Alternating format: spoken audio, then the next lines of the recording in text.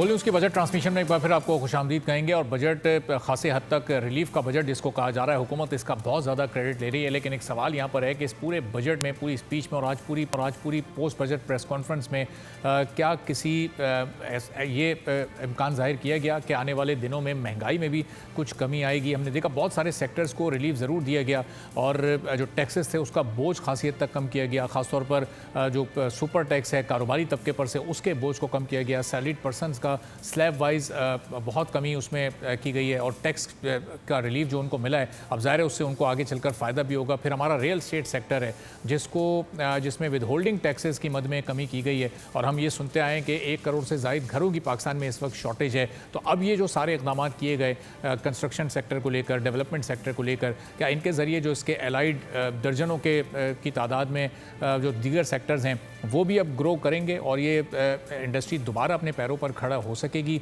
या नहीं? इससे कितनी बिजनेस एक्टिविटी क्रिएट होगी, कितनी जॉब क्रिएशन होगी और ख़ासतौर पर कंस्ट्रक्शन सेक्टर को आगे चलकर इसके क्या फ़वाइद मिलेंगे, इस पर हम गुफ्तगू करेंगे इस सेगमेंट में। हसन बख्शी साहब चेयरमैन है आबाद के हमारे साथ मौजूद हैं, अली आफ्ताब साहब भी मौजूद हैं, सीनियर एंकर पर्सन है, बोल के उनसे भी जानेंगे कि उनका क्या ओपिनियन है ओवरऑल इस बजट पर जो टैक्स रिलीफ के इक़दाम गवर्नमेंट की जानिब से किए गए।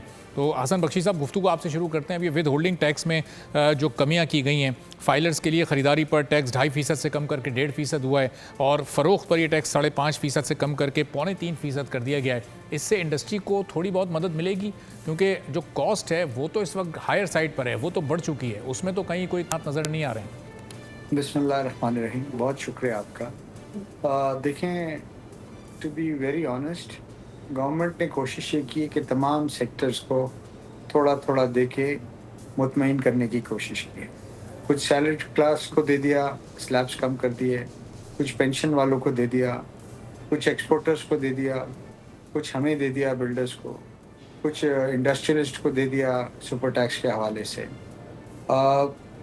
पर मैं ये समझता हूँ कि ये जो हम चाह रहे थे ना कि इकॉनमी किक स्टार्ट हो और आपको ग्रोथ नज़र आए और सस्टेनेबल ग्रोथ नज़र आए, उसके लिए वो इक़दाम मुझे नहीं लगते हैं कि कोई इस बजट से आप 5-5.5%, 6% ग्रोथ हासिल कर सकेंगे। मैं समझता हूँ कि स्टेबिलिटी की तरफ ही है।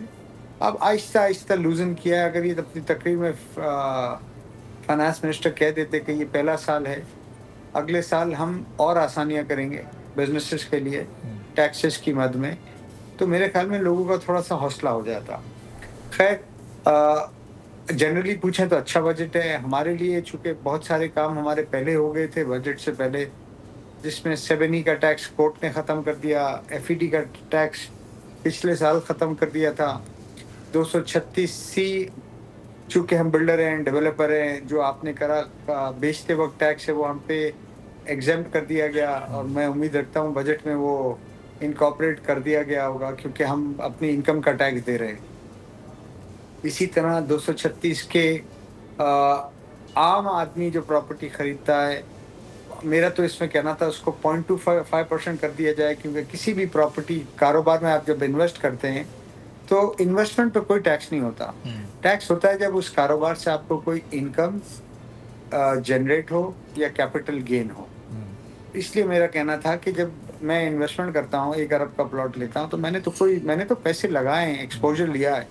अब इससे मैं नफ़ा भी कमा सकता हूँ, इससे मैं नुकसान भी कर सकता हूँ। तो इस पे हमारा ये कहना था कि आप 0.25% कर दें, पर चलें इन्होंने 1.5% कर दिया। कुछ तो बेहतर हुआ। हाँ, एक बहुत अच्छा काम हुआ है, वो भी बजट से पहले हुआ था, जो एक नौजवान पाकिस्तानी के लिए घर लेने के लिए जो पहली बार अपना मकान लेगा, चाहे वो मर्द हो या खातून, उसको 1 करोड़ रुपए की फाइनेंसिंग, सब्सिडाइज फाइनेंसिंग 10 साल के लिए 5% पे, ये एक बहुत बेहतर वो इक़दाम है। और इसके लिए 5 लाख इन्होंने अफराद की तादाद रखी है जिसको ये फाइनेंसिंग देंगे। तो इससे क्या होगा, एक आम आदमी को वेल्थ जनरेशन भी होगी, आम आदमी को मौका भी मिलेगा कि वो अपना घर खरीद सके। तो हसन बख्शी साहब, ये बताइएगा कि ये 1 करोड़ के अंदर अंदर ये इस कम कीमत में कितनी बड़ी तादाद में घर दस्तियाब होंगे? बाइंग कैपेसिटी बढ़ती हुई महंगाई की वजह से तो पहले ही बहुत मुतासिर हो चुकी है एक आम आदमी की। देखिए, ये बात आपकी सही है कि बट शायद अर्बन एरियाज में 1 करोड़ रुपए में नहीं होंगे, बट आप अर्बन एरिया से बाहर निकलें तो आपको 1 करोड़ रुपए में 2 बेडरूम का फ्लैट मिल जाएगा। जैसे कराची से बाहर निकलें, मुमकिन है हैदराबाद, सक्खर, लाड़काना, इसी तरह आप लाहौर से बाहर निकलें तो आपको ये फैसलाबाद, सियालकोट और जो दीगर थोड़े से इलाके बाहर हैं वहाँ आपको मिल जाएगा। पर ना होने से तो बहुत अच्छा है ना जी। और देखिए इस वक़्त दुनिया में, यूरोप में, अमेरिका में और मिडल ईस्ट में हाउसिंग फाइनेंस 5% पे अवेलेबल है। ठीक। और ये मैं समझता हूँ आप जैसे नौजवानों ने इससे फ़ायदा उठाना चाहिए। ये मौके पाकिस्तान में बार-बार नहीं आएँगे।